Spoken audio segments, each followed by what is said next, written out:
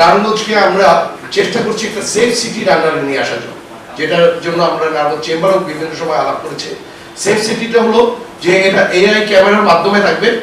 আমাদের নারায়ণগঞ্জের ভিতর যদি কোনো প্রকার কোনো অসৎ লোক অথবা কোনো আমি বলবো যার ওয়ারেন্টভুক্ত আসামি যদি আসে, তাহলে এআই মাধ্যমে ক্যামেরার মাধ্যমে এটা সাথে সাথে বের হয়ে যাবে সে নারায়ণগঞ্জে ইন করছে।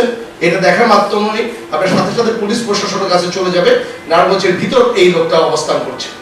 আমরা চেষ্টা করবো বাংলাদেশের প্রথম এই প্রজেক্টটা যাতে নারায়ণগঞ্জে আসে এবং নারায়ণগঞ্জবাসী যাতে ঘরের দরজা খুলে যাতে ঘুমাতে পারে এই ব্যবস্থাটা আমরা চেষ্টা করবো করার জন্য। নারায়ণগঞ্জের থেকে বিপুল পরিমাণ লোক প্রতিদিন ঢাকায় যান এবং ঢাকা থেকে প্রতিদিন আপনার নারায়ণগঞ্জে আসে। তাদের যদি মেট্রো রেলের সুবিধাটা যদি আসে, প্রতিটি মানুষের এছাড়া নারায়ণগঞ্জবাসীর জন্য সবচেয়ে বড় আশীর্বাদ হিসাবে আসবে। আমরা এই জন্য দৃঢ় আশা জানাই এবং আমাদের সবারই প্রত্যাশা যে আমাদের মেট্রো রেলটা আমাদের নারায়ণগঞ্জবাসীর নারায়ণগঞ্জে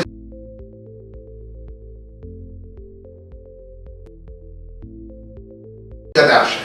আপনি নারায়ণগঞ্জ মেট্রোপলিটনের জন্য আমরা অলরেডি নারায়ণগঞ্জ চেম্বার থেকে আমরা বিভিন্ন সময় বিভিন্ন করেছি। ইভেন আমার পার্সোনাল ওয়ে থেকেও আমি ডিউ লেটারের মাধ্যমে জানাচ্ছি যাতে আমাদের নারায়ণগঞ্জ মেট্রোপলিটনের আন্ডারে যাতে আসে।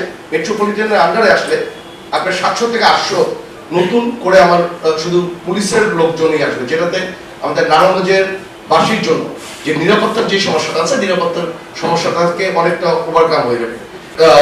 অলরেডি নারায়ণগঞ্জ চেম্বার থেকে আমরা প্রথমে একটা দাবি জানাচ্ছিলাম, বি ক্যাটাগরিতে নারায়ণগঞ্জকে রেখে দিয়েছে, এটাকে যাতে একটা স্পেশাল ক্যাটাগরি অথবা এই ক্যাটাগরিতে যাতে নিয়ে আসা হয়।